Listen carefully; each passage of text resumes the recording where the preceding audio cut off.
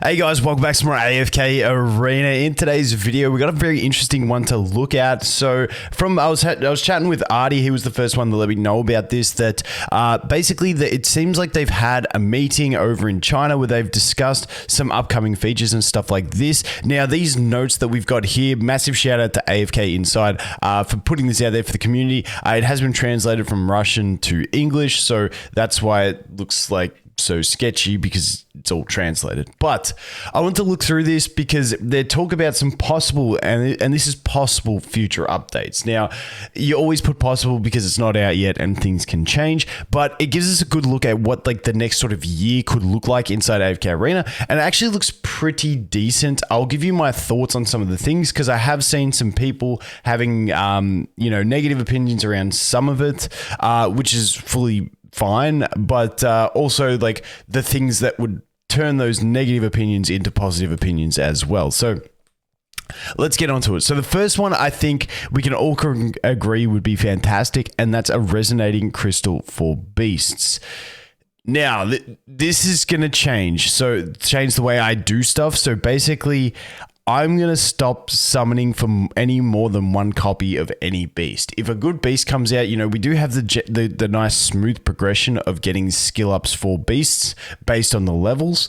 And, you could be tempted to, cruise one up to 6, get those, unlock the extra skills. For me personally, I'm like, if I want a new beast, I will get it to one copy and not get any more. Now, I don't know when or if this feature will definitely come in, but it's one of those things where if it does come in, I'd rather have just 3.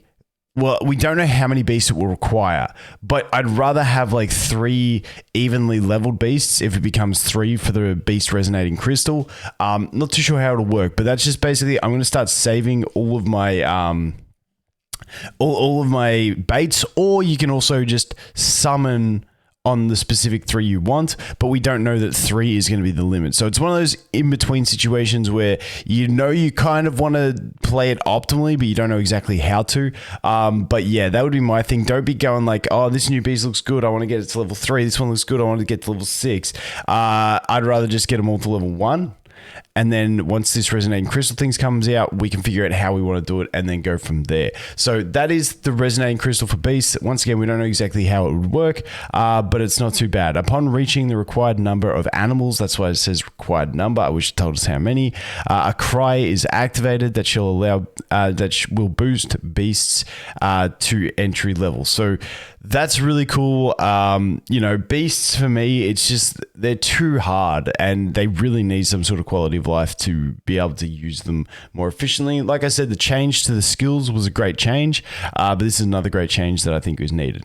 Now, the next one, every time I do one of these, like every year, where I talk about content that I would like to see in the game, and Guild Wars is basically the one that I always talk about because I think they put it in a dev notes like 2 years ago, 3 years ago, I can't remember how long ago, that they were going to work on it. In like the first 6 months of the game, they tried like 2 or 3 different versions of like Guild War events, and then they just never did anything from there. So that's like been the one thing that I've always wanted to see, especially now that I have access to Kiasma's account. I'd really like to look at like the tippity top of the Guild Wars to see where that's at. But new guild event, in its conception, it's similar to the Guild War, but will be more strategic. So I like this. The problem with the previous Guild Wars that they had in like the first 6 months of the game was like, it was like you could only fight, it was like an overall ranking system for everyone in the 2 guilds, and you could only fight enemies from the enemy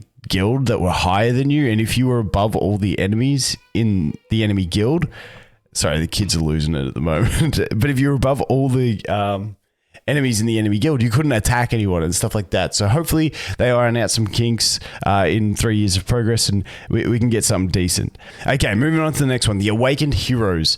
New Awakened Heroes will be released next year with approximately 2 months apart, since all faction towers have already received the quests with emblems of time. New ones will be added. Basically, I believe this is a translation thing. New ways to get emblems will be added. Now, this is one I've seen some negative thoughts around with new Awakened Heroes.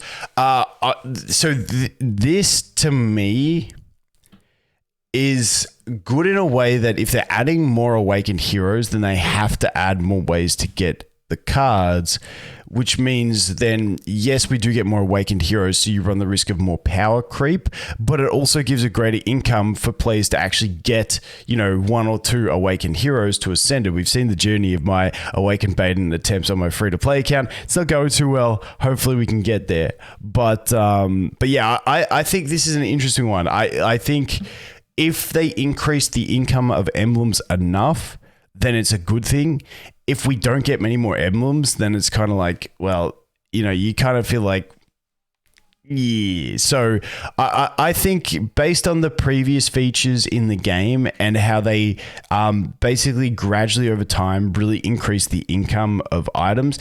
The other thing is that awakened heroes are sort of like the second latest thing to come to the game, because we did have beasts as well. So I feel like we're at the point with awakened heroes where they can start really ramping up the income for them. And then, you know, obviously beasts are in their own bottleneck as well. So that's slowly going to get its, but I feel like awakened heroes are the next one that gets the ramp up on materials.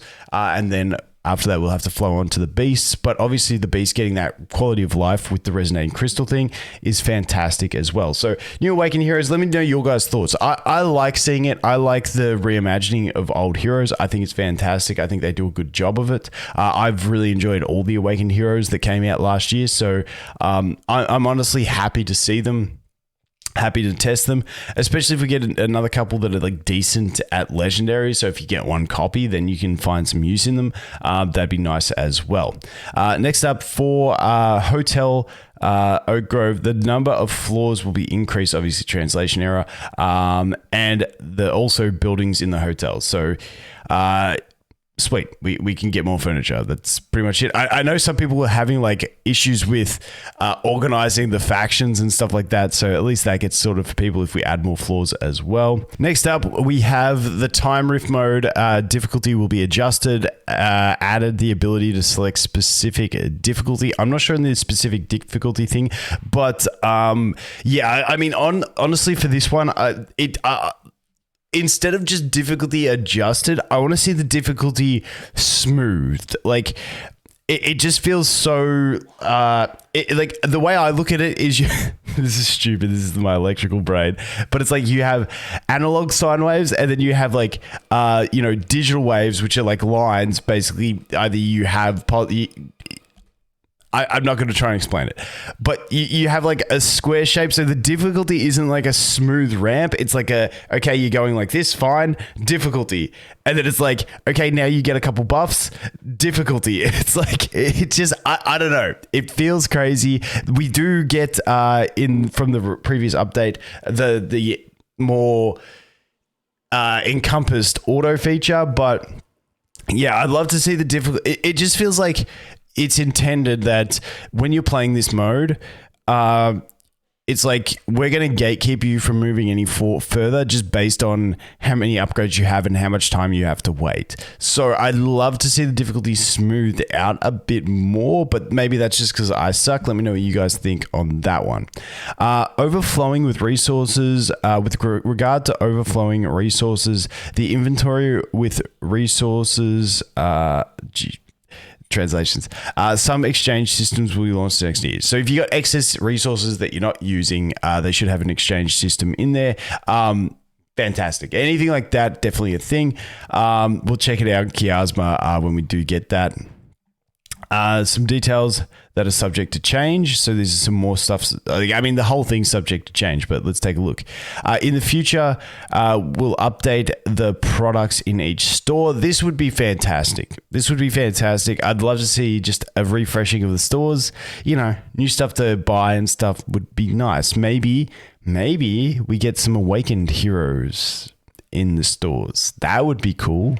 That would be cool. It would really suck if the one that you summoned for was in the store. Maybe it wouldn't be cool. I don't know.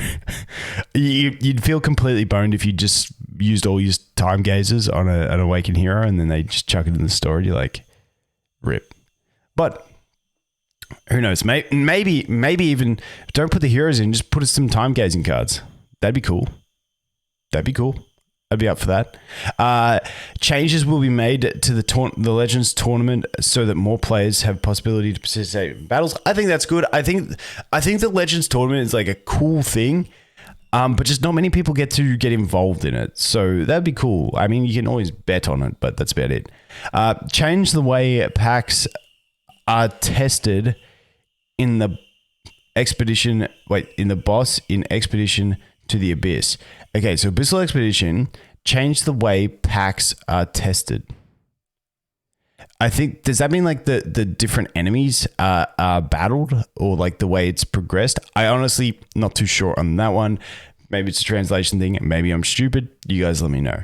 The game will be able to work in the background or switch to the mode small window. This is actually a really nice one, because especially when you get to the stage of doing the auto battle next stage, like if you're not doing it on an emulator, it sucks to leave your phone open all the time.